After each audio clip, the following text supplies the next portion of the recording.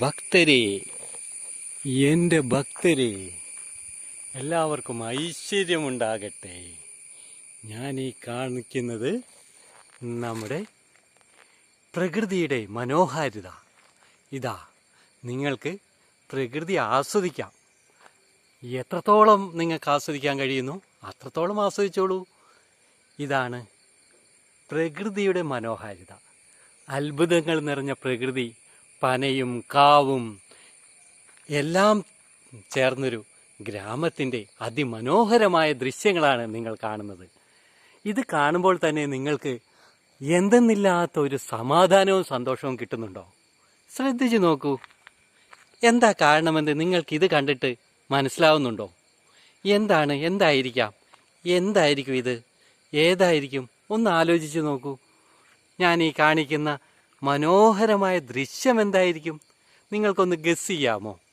ആർക്കെങ്കിലും ഇതിൻ്റെ അടിയിൽ കമൻ്റായിട്ട് രേഖപ്പെടുത്താമോ? ഇതെവിടെയാണ് എന്ന് പറയാമോ? ഒന്ന് പറഞ്ഞോളൂ. നിങ്ങൾക്ക് മനസ്സിലാവും പ്രകൃതിയുടെ അതിമനോഹരമായ അതിഗംഭീരമായ പ്രകൃതിയുടെ ഒരു കരവിരുതാണിത്. നോക്കൂ, എത്ര മനോഹരമാണിത്. ഇത് എങ്ങനെയാണ് പ്രകൃതി നിർമ്മിച്ചത്? എത്ര കാലമെടുത്തു? അതിഗംഭീരം.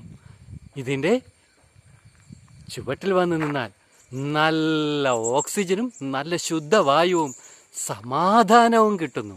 ഇതാണ് പ്രകൃതി നമുക്ക് കനിഞ്ഞനുഗ്രഹിച്ചിരിക്കുന്ന സ്ഥലം.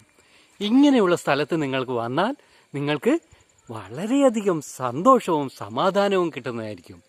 എൻ്റെ ഭക്തരെ, നിങ്ങൾ ഇതുപോലുള്ള സ്ഥലങ്ങൾ തേടി പോവുക. എൻ്റെ ഭക്തർക്ക് എൻ്റെ എല്ലാ ഐശ്വര്യങ്ങളും ഉണ്ടാകട്ടെ. Thank you. Best wishes.